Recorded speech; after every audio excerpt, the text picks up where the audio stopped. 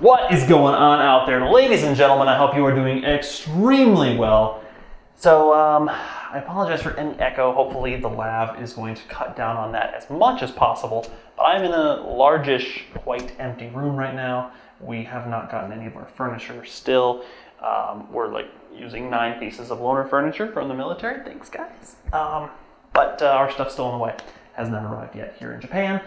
So that's where I am. So I apologize for any echoey sound, but let's move on. I think you're going to find today's video quite illuminating, as we are talking about the Neewer NL660 LED panel light. I purchased 2 of them to replace my very large halogen lamp, diffused like box lights. They were bad. They were cheap. You know, they were my first lights, and they were very inexpensive, and they did the trick until they didn't, and I needed something a little bit better. So I've actually had these for a little while now, and I opened one up, and I've been using it, and I'm actually using it right now, hence me pointing in that direction over and over again. But the second one, I left unopened, just for you guys. So you can see what comes in the box with these.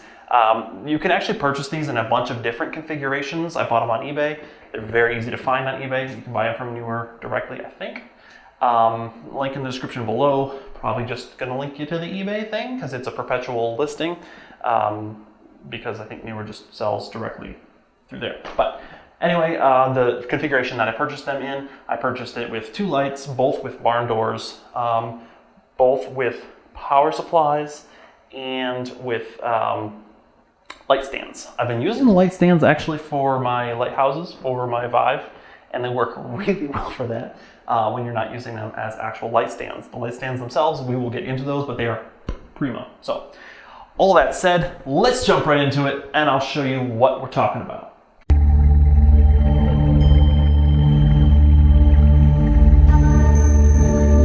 Okie dokie. So, first things first, how does this show up? It shows up in a plain cardboard box. Both of these were just stacked on top of each other, and then both of these were in plastic. I have since thrown away the plastic since I actually have been using this. Now the stand itself, it gets about 7 feet high, I'm gonna say, and it's it's still stable. It's about 7 feet high or so. Little tightener knobs here are all basically just wing nuts, plastic wing nuts. They tighten extremely easily. I don't feel like they're going to snap on me, so that's excellent. On the top here, you've got kind of the lock-in for your light, as well as a standard 1/8 threaded screw there. So that's how I've been using those lighthouses, but you can throw a camera up here or just anything with a 1/8 inch thread on it, which is really nice. The actual shaft itself, check this out, as soon as I loosen it, pop! So it's actually pressurized in there and more or less sealed. If we take this all the way up, loosen it up a little bit more. If we take this all the way up and tighten it down, there's almost no wobble in that, especially if you're not actually torquing it like I am right now. And they're both like that. This is the thinnest one, and it's just as stable as the one below it. All right, what do you get in the box?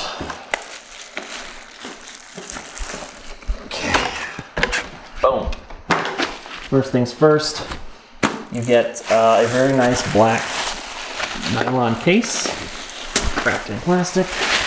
And as you'll see, everything in here is individually wrapped in plastic, which I think is a little over excessive, but whatever. But the case is actually very nice. It's durable-ish, durable enough. This thing probably will start to go within a couple years, but just kind of a nice little free good thing. Got a nice little pocket there. The light itself is very well wrapped in foam, and I actually just keep the foam in here, even with my other case, just because it snugs the light nicely in there. Also in here, you have got your power adapter. Pretty generic, but it does the trick for sure. But if I can't plug it in because I'm somewhere where there are no plugs, not to worry. I actually have 2 spots here for NLF style batteries. So this is actually one of the larger ones that I use for a monitor here. This is a 5800, and I can get about 3 or 4 hours out of this Obviously, this has room for 2. You only need 1, which is very nice. If you've got one on the charger and one on here, you can plug one in and then pull this one out. You're not going to have any interruption in light, so you can do that during shooting, which is quite nice. It is a bicolor light, so you can adjust both the yellow LEDs as well as the white LEDs. Sorry for blasting you with light there. But this thing gets crazy bright. I typically don't leave it at max. I leave it right around 50%. It gives a nice fill light without actually blowing out the camera or overlighting your subject. But obviously, each subject is different. Each scenario is different. So do what you need to do. But yeah, this thing is insane. Super, super bright, especially on just a battery or even 2 batteries if you want it to last longer. That's fantastic. You can get up to 20,000 milliamps on this thing, which I'm guessing would just absolutely last you all day. Other than the batteries and the dimmers here, got our on-off switch. You can either switch on the battery or you can switch on the DC power, and the DC power is right there, and that is it for controls. Nice and simple. Like I said, the barn door doesn't come on all of these. You can get the barn door if you choose, or you can just get the light, but with the barn door, it's quite nice. I definitely feel like it's not going to stand up to a ton of abuse, but especially if I'm keeping it in the padded case here, it should be just fine. We've got these little tabs on the side here, and if you click that, push it down, then out slides your diffuser. So you don't have to keep your diffuser in. You can also, get and use different color gels. Very easy to install, very easy to pull out of there if you don't want it. Okay, so everything's at 100%, and I've got the diffuser gel in there right now, and I'm going to slide it out. Maybe. Oh man, that's in the way. You can see it gets a little more harsh. It's actually a pretty massive difference too. So I always run it with a diffuser just so I'm not light blasting my subjects, but there are definitely scenarios in which pulling that thing out of there may be your best option. So moving on from the light itself, we have got our very, very nice little U bracket or V bracket, whatever. I think probably we're going to call it a U bracket. Is our little mounting bracket. Pretty standard light mount on the bottom there. It's not threaded. It's just placed on top of that kind of locking area, and then screw it in. Tighten with this. These wing nuts are very, very nice. They're aluminum, so they're not going to snap on you, which is absolutely fantastic. If you're really trying to torque it down, you're not going to actually destroy it. The entire mount is nice and thick, nice and hefty. I don't have any problems whatsoever with this thing. And then you've got the same wing nuts here to tighten it in position. So yes, it does swivel up and down, and you can go all the way around with it. But my problem with this is with the barn door. You've got the barn door open, so you can't point it downwards very easily because you obviously run the barn door into this. So that's kind of an interesting conundrum. What I end up doing is just pulling the barn door up, scooting it back, and then pulling the barn door down. It does mean that I'm not getting full light on my subject from this particular angle, but it also means that I can aim the light downward. Everything snugs back in here very nicely.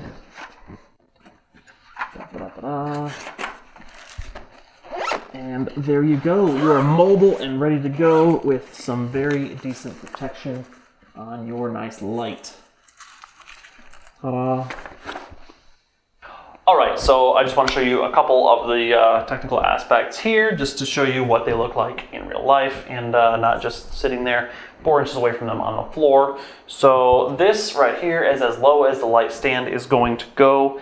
I could probably maybe go down another inch or something. Let's see. Oh yeah, there we go, 1/4 inch. But yeah, this is as low as it's going to go. And then this is as high as it's going to go. My goodness. You can't see that. Boom. Yeah, so that is a solid 7 feet. The light is at about 7 feet right there, so that's very nice. And this guy is probably at about 36 inches. So a very, very good range there. All right, so all other things being equal here, I just want to show you guys the difference between the two different screw positions because I had never actually used it before. And now that I'm actually using it, I see why it's there. I have this on the higher setting and I have this on the original setting. So this is the one that I have had in the position that I've had it, and I've been kind of annoyed by it and griping about it. So if I want to aim it downwards, that's about what I get before I start impacting on the barn door here. So I have to close the barn door up, and then I can get down to about there. So that's about 35 degrees, 30 degrees, something like that. Yeah, maybe 40 degrees, but it's impacting on the side barn doors now, so there's not really a whole bunch more that I can do with it. And generally this is going to give me plenty of light, but it's definitely going to cut off that bottom, and you're going to be able to see a little bit more of a frame of light. Now with this one, up on these higher screws, there's about a 1-inch difference between these. I can get all the way down to about there. So that may not look like a huge difference, but functionally, it definitely is a large difference. This is probably about 60 degrees right here. And we're approaching flat. So if I have this all the way down and my subject is right in front of it, it's going to light the subject a lot better than having the barn door, definitely very much in the way here. And I'm going to be able to have a lot more flexibility with this up on the second screw set. The one last thing I want to show you here is how sturdy these light stands are. So I'm actually going to go all the way up with it. Okay, so we're as high as it's going to get right now. I'm just going to...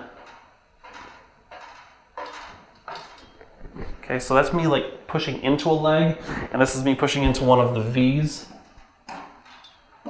Just getting tippy there, which we expect. But honestly, this thing could take a pretty decent hit, and there's not so much weight at the top that it's gonna collapse.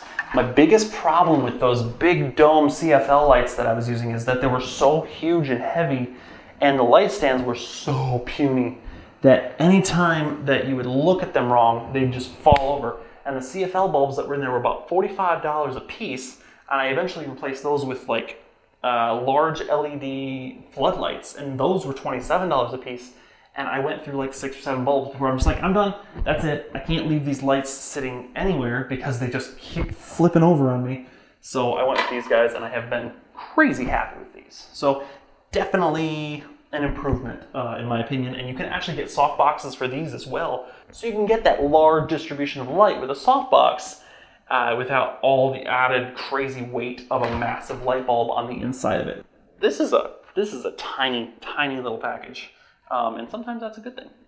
So if you take down the, just like that, and then up, and really, you're only storing something that's, it's this large. It's not bad at all. This will easily slide in between your desk and the wall, or in a closet or something like that. You don't really have to worry about it. I'm just doing B-roll shots right now, and I want the light in different places, and sometimes I kind of want to move it around. If it was plugged in, I'd have to work within those constraints. But right now, it's on a battery, and I can so easily just shift it wherever I want in the room, and the nice little adjustment knobs and everything like that, so I can adjust how much light I'm getting, where I'm getting it. So there it is. As you can see, the Neewer NL660 is an excellent light for the price. You get a ton of stuff with it. Packaging was awesome, and the quality I have found is just absolutely premium, especially for the price. I'm just happy that I can show you guys what I have upgraded to, and I highly recommend that you take a look at these, especially if you either don't have lights yet. These are probably really good starter lights too. They're a little more expensive than my $30 actual CFL lights, but they give me about the same amount of fill, and they're much easier to deal with. So I highly recommend taking a look into them. I also highly recommend hitting all of the buttons below. The like button's good, the comment button is good. Let me know what kind of light setup you are using, if you're using one.